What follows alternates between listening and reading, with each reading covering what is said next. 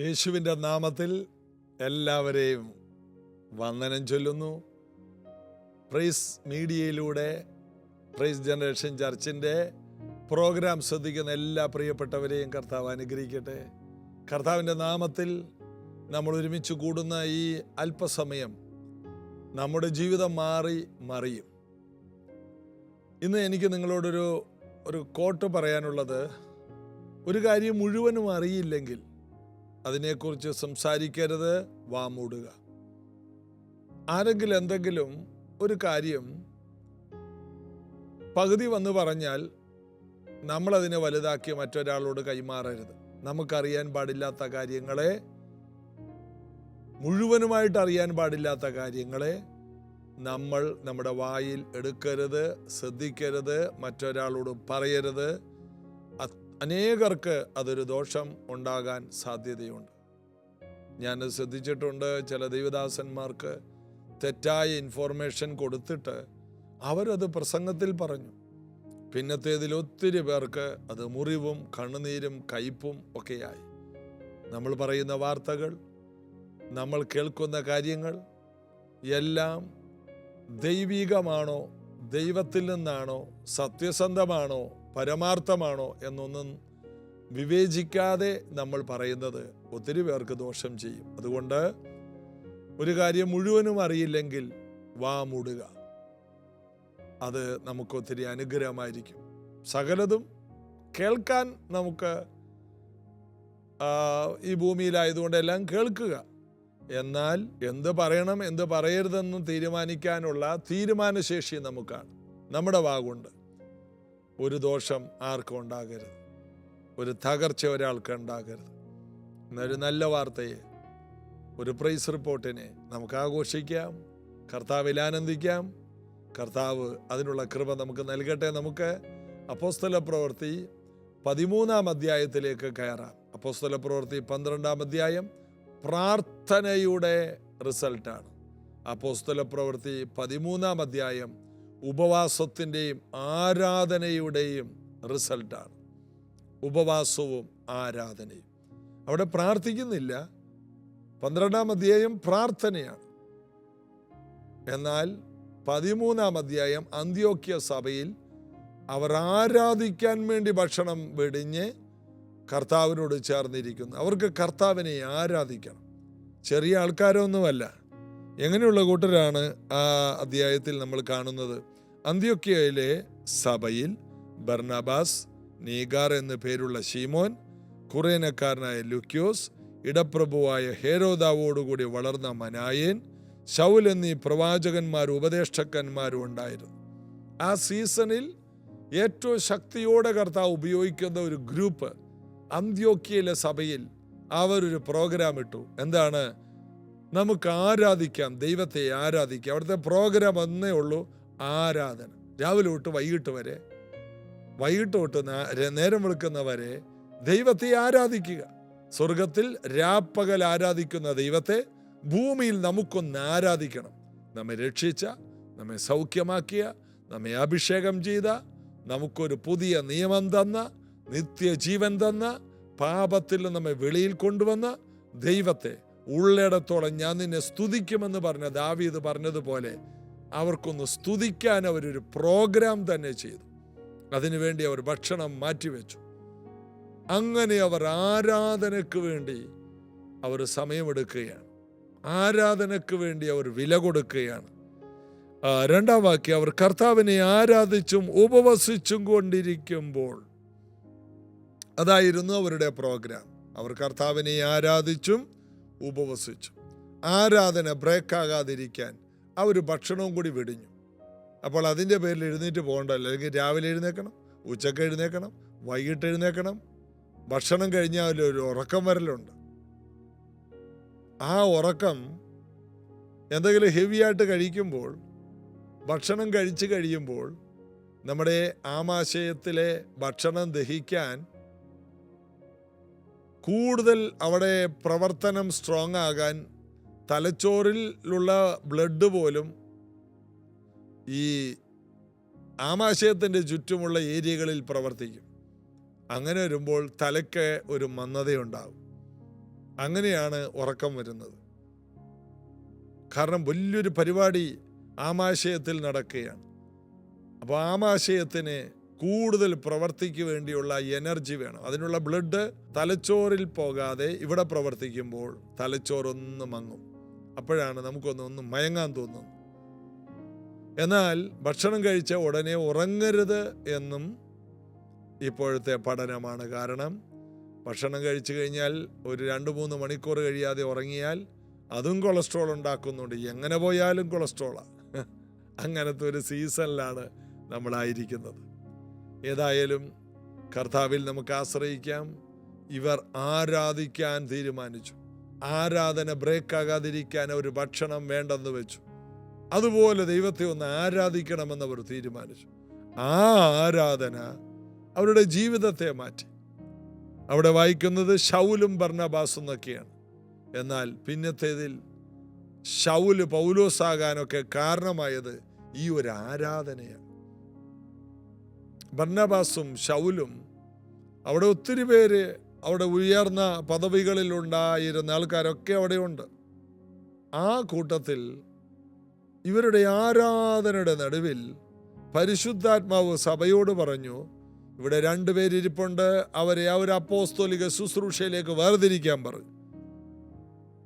2-ാം വാക്യം, അവർ കർത്താവിനെ ആരാധിച്ച് ഉപവസിച്ചു കൊണ്ടിരുന്നപ്പോൾ ഞാൻ ബർന്നബാസിനെയും ശൗലിനെയും വിളിച്ചിരിക്കുന്ന വേലക്കായിട്ട് അവരെ എനിക്ക് വേർതിരിപ്പിനെന്ന് പരിശുദ്ധാത്മാവ് പറഞ്ഞു. അവരെ വിളിച്ചിരിക്കുന്ന ഒരു വേലയുണ്ട്. അതിന് സമയമായി, അതിന് പുറപ്പെടാൻ നേരമായി. അതുവരെ ഇവർ കാത്തിരിക്കുകയായിരുന്നു. ഒരു റിസൾട്ട് കിട്ടാൻ കാത്തിരിക്കുകയായിരുന്നു.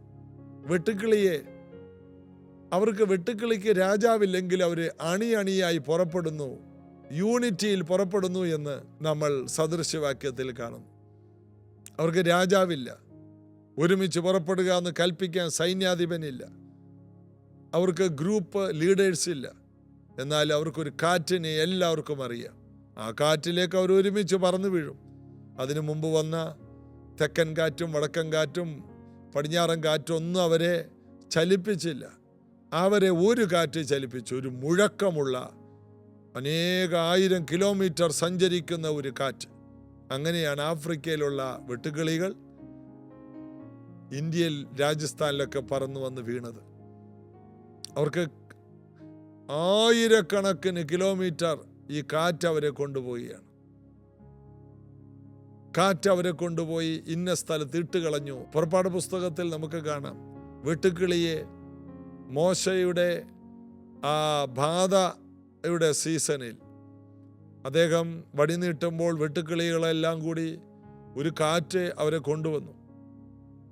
എന്നിട്ട് ഫറവോ പറഞ്ഞു, എനിക്ക് വേണ്ടി ഒന്ന് പ്രാർത്ഥിക്കണം. പ്രാർത്ഥിച്ചു. ഒരു വെട്ടുക്കിളി പോലും ശേഷിക്കാതെ എല്ലാറ്റിനെയും കൊണ്ടുപോയി എനിക്ക് തോന്നുന്നു ചെങ്കടലാട്ട് ഇട്ട് കളഞ്ഞു. കാറ്റാണ് തീരുമാനിക്കുന്നത്. കാറ്റ് തൂത്തുവാരി കൊണ്ടുപോകും. പരിശുദ്ധാത്മാവെന്ന കാറ്റിനകത്തോട്ട് നിന്റെ ചെറിയ പറക്കലൊന്ന് പറന്നാൽ വെട്ടുക്കിളിക്ക് ഒരു 10 മീറ്ററൊക്കെ പറക്കാൻ കഴിയും, 10-50 മീറ്റർ. അതിനപ്പുറത്തോട്ടൊന്നും പോകാനുള്ള പ്രാപ്തി പാവം ജീവിക്കില്ല. ഒരു കോമ്പൗണ്ടിൽ വീണാൽ ആ കോമ്പൗണ്ടിന് വെളിയിൽ പോകാൻ പക്ഷികളെ പോലെ കഴിവില്ലാത്ത ഒരു ചെറിയ ജീവി. എന്നാൽ ഒരു മരം കിട്ടിയാൽ അവർ മരം തീർത്ത് തരും, അതിൻ്റെ തൊലി വരെ ഉരിച്ചു തരും. അത്രയും നല്ല പാർട്ടികളാണ്. കൂട്ടമായി അവർ വരും. ആകാശത്തോടെ പറക്കുമ്പോൾ ലക്ഷക്കണക്കിന് ഒരുമിച്ച് പറക്കുന്നുകൊണ്ട് സൂര്യനെ പോലും കാണാതെ ആ ദേശത്ത് ഇരുട്ടായി പോവും. അതുപോലെയാണ് വെട്ടുക്കിളി ബാധ. എൻ്റെ കർത്താവേ, വെട്ടുക്കിളി ബാധ ഒരു കാരണവശാലും കേരളത്തിൽ വരരുതേ. വന്നാൽ തീർന്നു. കേരളത്തിലെ ഇലകളും മരത്തിൻ്റെ തൊലി വരെ അവർ തിന്നുകളയും. ഒടുവിൽ മരങ്ങളെല്ലാം ഉണങ്ങിപ്പോവും. അതുപോലെയാണ് ഇതിൻ്റെ ബാധ.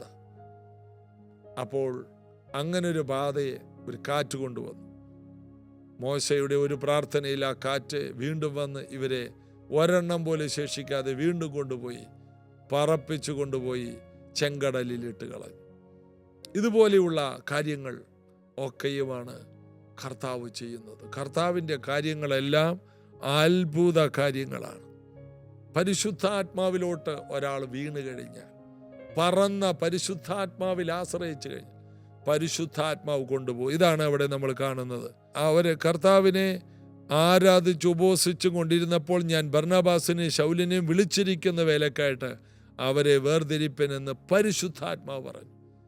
യേശു പറഞ്ഞു, ഞാൻ പോയാൽ പരിശുദ്ധാത്മാവ് നിങ്ങളെ സകല സത്യത്തിലും വഴി നടത്തും. പെന്തക്കോസ്ത് നാളിൽ അപ്പോസ്തല പ്രവൃത്തി 2 പരിശുദ്ധാത്മാവ് വന്നു. യോവേൽ പറഞ്ഞതുപോലെ വൃദ്ധന്മാർക്ക് സ്വപ്നം, യൗവനക്കാർക്ക് ദർശനം, കൊച്ചുകുട്ടികൾക്ക് വരെ ദർശനങ്ങൾ. എല്ലാവരും പ്രവചിക്കുന്നു. മോശ സ്വപ്നം കണ്ടത്, യേശു കർത്താവിൻ്റെ ആഗ്രഹം എല്ലാം അവിടെ നിറവേറുന്നതാണ് ഈ കാണുന്നത്. എല്ലാവരും പരിശുദ്ധാത്മാവിൻ്റെ താല്പര്യം അതാണ്, എല്ലാവരിലും വലിയ മാറ്റമുണ്ടാകും. അപ്പോസ്തല പ്രവൃത്തിയിൽ വായിക്കുന്നു, മുട്ടുള്ളവർ അവരിൽ ആരും ഉണ്ടായിരുന്നില്ല, എല്ലാവർക്കും ധാരാളം കൃപ ലഭിച്ചിരുന്നു. അപ്പോസ്തലന്മാർ മഹാശക്തിയോടെ യേശുവിൻ്റെ പുനരുത്ഥാനത്തിന് സാക്ഷ്യം പറഞ്ഞു. ഇതെല്ലാം അപ്പോസ്തല പ്രവൃത്തി 4:33 വരെയൊക്കെ വായിക്കുമ്പോൾ കാണാം. എല്ലാവർക്കും ധാരാളം കൃപ. എല്ലാവർക്കും ഈ ആത്മാവിൻ്റെ കാറ്റിലേക്ക് പറന്നു വീഴാൻ കഴിയും. കാറ്റ് നിങ്ങളെ കൊണ്ടുപോകും. ഏത് രാജ്യത്താണ് നിങ്ങൾ പോയി വീഴേണ്ടത്? നിങ്ങളെക്കുറിച്ചുള്ള പ്രവചനം പോലെ തന്നെ കർത്താവ് അത് ചെയ്യും. നിങ്ങളെ എവിടെയൊക്കെ എത്തിക്കുവാൻ കർത്താവിന് താല്പര്യമുണ്ട്. അവിടെ പരിശുദ്ധാത്മാവാണ് ഇടപെടുന്നത്. 3-ാം വാക്യം, അങ്ങനെ അവർ ഉപവസിച്ച് പ്രാർത്ഥിച്ചു, അവരുടെ മേൽ കൈവച്ച് അവരെ പറഞ്ഞയച്ചു. ഉപവസിച്ച് പ്രാർത്ഥിച്ച ശേഷം കൈവച്ചു. കൈവച്ച് പ്രാർത്ഥിച്ച് ഉപവസിച്ച് പറഞ്ഞു വിട്ടു എന്നല്ല, അവരാദ്യം അതിനുവേണ്ടി ഉപവാസത്തോടെ ഇരുന്നു. എന്നിട്ട് അവർ ശക്തരായി. ആ ഉപവാസത്തിൽ അന്ന് അവിടെ ഉണ്ടായിരുന്ന അപ്പോസ്തലന്മാർ പ്രാർത്ഥിച്ചു, കർത്താവേ, ഞങ്ങൾ ഈ ബലഹീന കൈവെക്കുമ്പോൾ ഈ കൈകളിലൂടെ ശക്തി വ്യാപരിക്കണം. അതിനുവേണ്ടി അവർ ഉപവസിച്ചു പ്രാർത്ഥിച്ചു. അങ്ങനെ ശക്തിപ്പെട്ട ശേഷം ആത്മാവിൻ്റെ ശക്തി പുറപ്പെടുന്ന കൈകൾ അവർ ബർന്നബാസിൻ്റെയും ശൗലിൻ്റെ മേലും വെച്ചു. അവരുടെ ജീവിതം മാറി. എല്ലാവരും കൈവച്ചിട്ട് കാര്യമില്ല. പ്രാർത്ഥിക്കുകയും ഉപവസിക്കുകയും ചെയ്യുന്നവർ, അവർ ആരുടെങ്കിലും മേൽ കൈവച്ച് കഴിഞ്ഞാൽ വലിയ വ്യത്യാസങ്ങളുണ്ടാകും, ഡെലിവറൻസ് നടക്കും. അവർ ഉപവസിച്ച് പ്രാർത്ഥിച്ച് അവരുടെ മേൽ കൈവച്ച് അവരെ പറഞ്ഞു വിട്ടു. വെറുതെ വാക്യം വായിച്ചു പോകരുത്. അവർ പ്രാർത്ഥിച്ച് അങ്ങോട്ട് വിട്ടു അല്ല, അവരാദ്യം പ്രാപിച്ചു. അത് എത്ര ദിവസമാണെന്നൊന്നും അവിടെ പറയുന്നില്ല. അവരവിടെ ഇരുന്ന് ചാർജായി. എന്നിട്ട് കർത്താവേ, ഞങ്ങൾ ഇവരെ കൈവച്ച് കഴിഞ്ഞാൽ അവരിലേക്ക് എന്തെങ്കിലുമൊക്കെ വന്ന് വീഴണം, എന്തെങ്കിലുമൊക്കെ അവർ പ്രാപിക്കണം, എന്തെങ്കിലുമൊക്കെ ഒരു മാറ്റമുണ്ടാകണം. അങ്ങനെ ഈ അപ്പോസ്തലന്മാർ ഉപവസിച്ച് പ്രാർത്ഥിച്ച് കൈവച്ച് പ്രാർത്ഥിച്ച് പിന്നെ അവരുടെ മേൽ കൈവച്ചേ ഉള്ളൂ. ദൈവത്തിൻ്റെ ശക്തി അവരിലൂടെ വ്യാപരിച്ചു.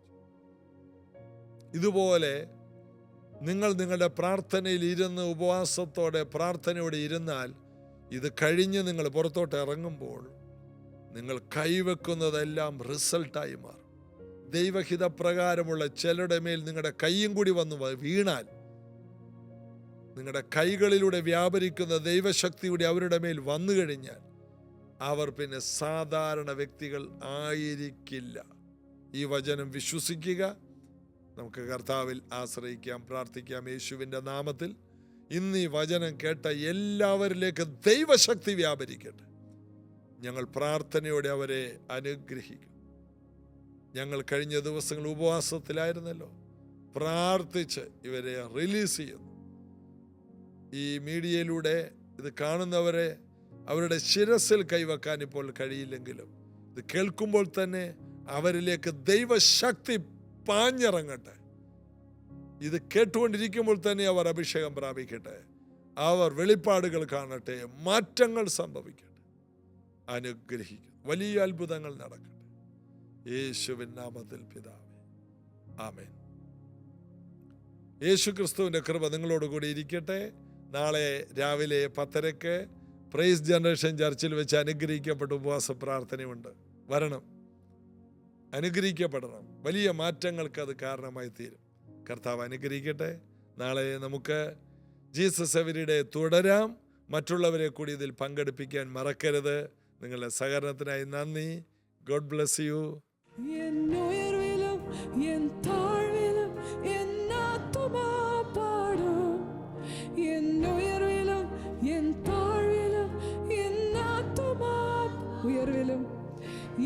ഉയർവിലും എൻ താഴ്വിലും എന്നാത്മാ പാടും.